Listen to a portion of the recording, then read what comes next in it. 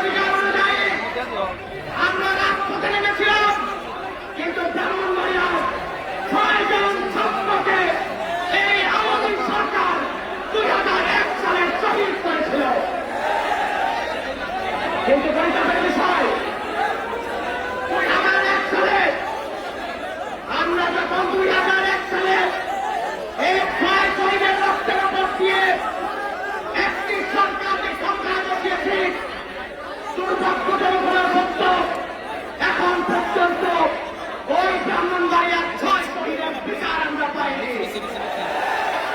আমরা আজকে মুক্তমঞ্চ থেকে ঘোষণা করছি, শুধু 2001 নয়, 2011, 2013 বাতিলে, 2021-এর মুক্তিবিরোধী আন্দোলনের ব্রাহ্মণবাড়িয়ার যত কৃতি সন্তান শহীদ হয়েছে, এনসিপি যদি ক্ষমতায় আছে, প্রত্যেকটার রক্তের ফোঁটার বিচার হবে ইনশাআল্লাহ।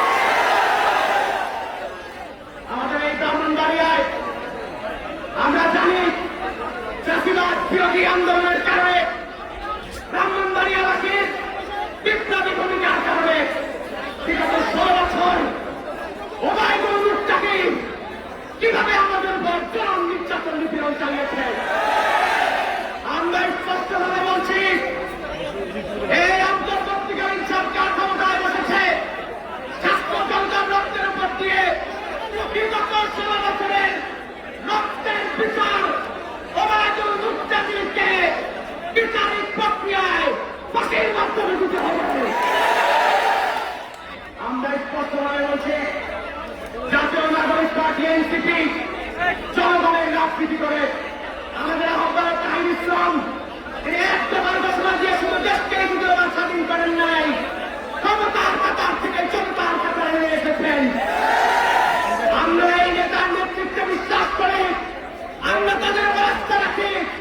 এই নেতৃত্বের হাত ধরে বাংলাদেশে নতুন রাজনৈতিক বন্দোবস্ত কায়েম হবে ইনশাআল্লাহ। আমাদের দেশের স্বাধীনতার সার্বভৌমত্ব থাকতে এই ব্রাহ্মণবাড়িয়াবাসী বারবার বিপ্লবী ভূমিকায় গেছে। আমাদের স্মরণ আছে